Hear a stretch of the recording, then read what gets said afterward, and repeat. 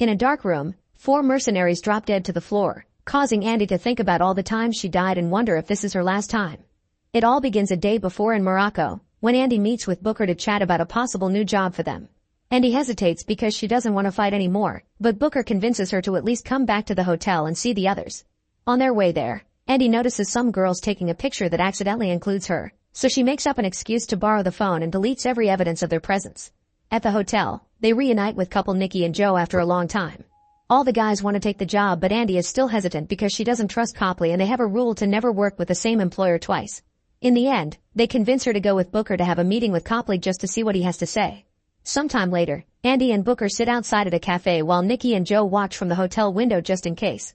Copley arrives and explains everything. He decided to take a break from the CIA when his wife got sick, but when she died, he couldn't bring himself to go back. Nowadays he pays himself for these kinds of jobs and wants their team to do this one. The mission would be saving some hostages in South Sudan, and when Copley says how they could help make a big difference, Andy finally accepts. Afterward, the team flies to South Sudan and waits for night to fall to strike. They silently kill all the guards outside one by one and then sneak through the fence to kill a few more. The building's door is destroyed with a small explosive, but when they make it inside, they're shocked to discover that there actually are no hostages. Andy realizes they've been set up right before a bunch of soldiers enter the room and open fire, causing the team to fall to the ground with blood spreading around them. Thinking the team is dead, the soldiers turn their backs, but soon the team's bodies start to heal rapidly and even expel all the bullets. The 4 of them soon get up from the ground and kill all the soldiers with a variety of fighting techniques, not caring if they get hurt in the process. All this is seen by Copley through security cameras, which Andy notices and destroys. The next morning, the team buries their bloody clothes in the sand and discusses their options. Andy says that they have to find Copley and kill him because they know their secret. They're centuries-old warriors with regenerative healing abilities who work to help people as mercenaries. But after they find Copley, she has decided she'll be done fighting for the world. Meanwhile in Afghanistan, soldier Nile of the American forces is on a mission to check on a group of women that might be held hostage by an enemy. When she finds them, they silently send her in the direction of the man, and Nile enters the building with her team, quickly shooting the guy in the chest. Then Nile moves to check on the body, but the man slices her throat. A teammate rushes to cover Nile's wound, but she still dies. At that moment, the team is sleeping on a train and they begin having dreams of Nile being killed while in the medic tent. Nile is alive and dreaming of the team in return. The team wakes up and realizes that these dreams mean that there's another one of them, which frustrates Andy because she wants to get this done quickly.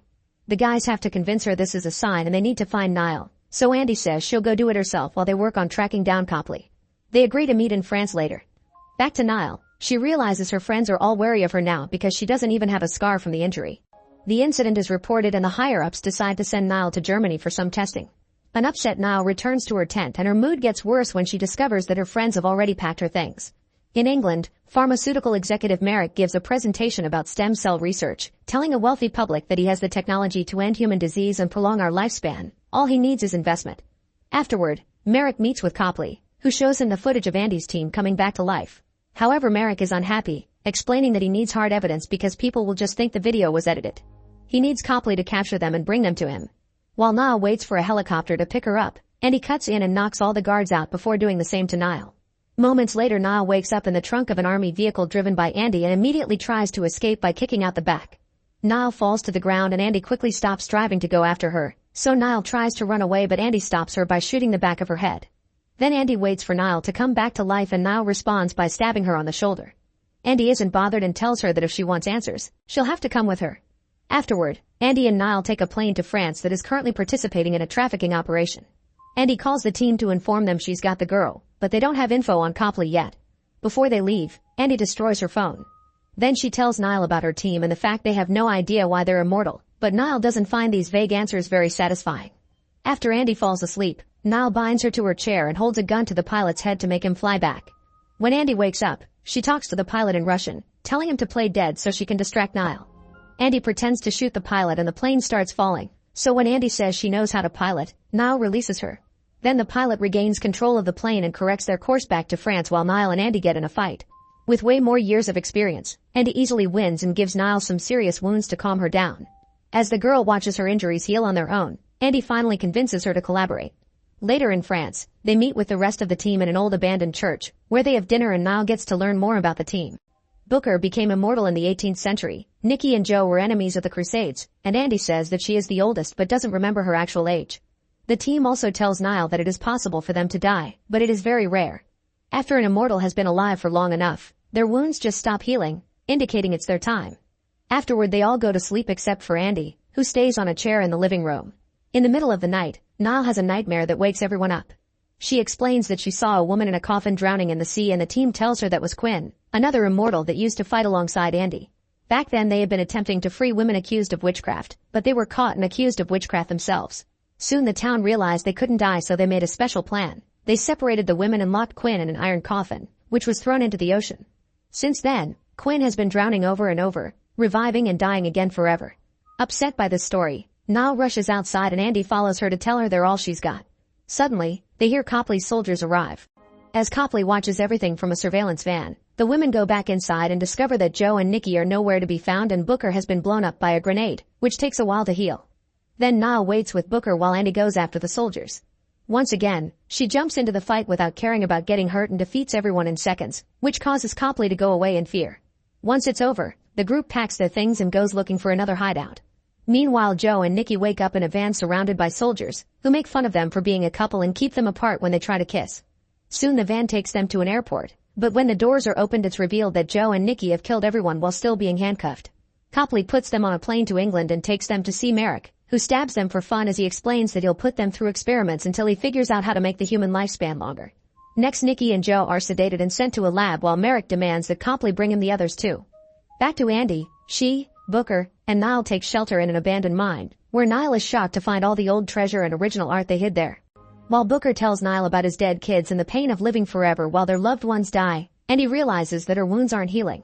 She leaves the mine to drive to a pharmacy in town, where she buys medical supplies and is surprised when the cashier offers to help dress her wounds in the back room.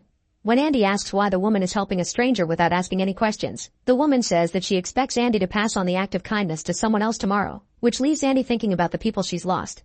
In Merrick's lab, Joe and Nikki are kept strapped down to chairs while the doctors keep taking samples. Copley points out that Merrick has all the samples he could ever need, so they don't need to hold the duo hostage anymore. But Merrick says he'll do whatever he wants and he won't stop until he has results. Nikki tries telling the doctor that people have done the same experiments on them in the past and it's never worked, but the doctor ignores him. Sometime later in the middle of the night, Niall wakes up from a bad dream and decides to go outside for fresh air. She finds Andy going through her phone and Niall shares some stories about her family, but Andy sadly doesn't remember hers. Soon Booker meets with them to say that he's found Copley's location and they immediately head off.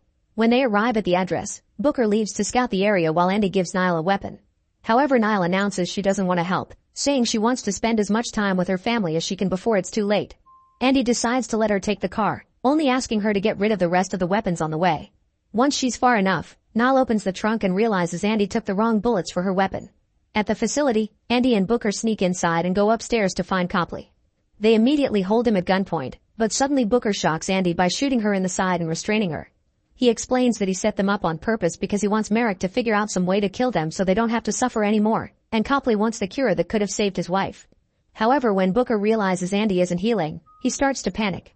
Soon a bunch of guards come in and restrain Andy and Booker, so Copley protests, pointing out that he doesn't think Andy will survive any tests. However, Merrick doesn't care and orders the guards to take Andy and Booker to the same testing room where Joe and Nikki are kept, demanding results. Meanwhile, Copley is suddenly cornered by Niall, who demonstrates her power, so Copley will explain what's going on. He tells her he spent years doing research on the team and learned about all the good they've done for humanity. Copley also says he had thought that by bringing the team in for this testing he would be helping the world, but he's realized that he was wrong. Then Niall convinces Copley to take her to the team. Moments later, they arrive at Merrick's building and Copley grants Niall access. She makes it to the upper floors and is immediately shot, but she quickly recovers and starts making her way through all the guards, killing them until she finds the right room. Niall frees her friends and tells Andy she's seen all her work, confirming she definitely has something to fight for. Nikki and Joe are furious with Booker for his betrayal, but Andy points out that now isn't the time to argue about this. Afterward, the team moves through the building fighting guards as they try their best to cover Andy, but she quickly proves that she's still just an amazing warrior even if she's no longer immortal. After they're hit by a bomb, Andy beats up a guy until he confesses Merrick's location. However, when they arrive at Merrick's office, it is empty, and they notice that the elevator is going down. The guys go to chase after Merrick while Niall stays with Andy. Unfortunately, the elevator going down had been a trap, and Merrick suddenly shows up with an axe. Copying the trick from the plane, Niall pretends to shoot Andy, who quickly jumps on a distracted Merrick to steal his axe and hit him before Niall tackles him. They break through the window and land on a car, which kills them both. Soon the guys come to help Niall out, and once Andy joins them, they leave together before the cops arrive. Sometime later, Booker waits outside while the team has lunch and discusses what Booker's punishment will be for his betrayal. Niall keeps him company and says they've been making arrangements to fake her death and give her family closure, so Booker tells her she will make a great addition to the team. Later, Andy talks with Booker and informs him that his punishment will be spending 100 years by himself. Since Andy is mortal now, this means they'll never see each other again, and they say goodbye with a hug. Afterward, the group confronts Copley to tell him that his punishment will be working for them by getting them jobs and deleting all evidence of their existence. 6 months later in France, Booker returns to his apartment and is shocked to find Quinn there. Make sure to subscribe and turn on notifications so you can watch more videos like this. Thanks for watching.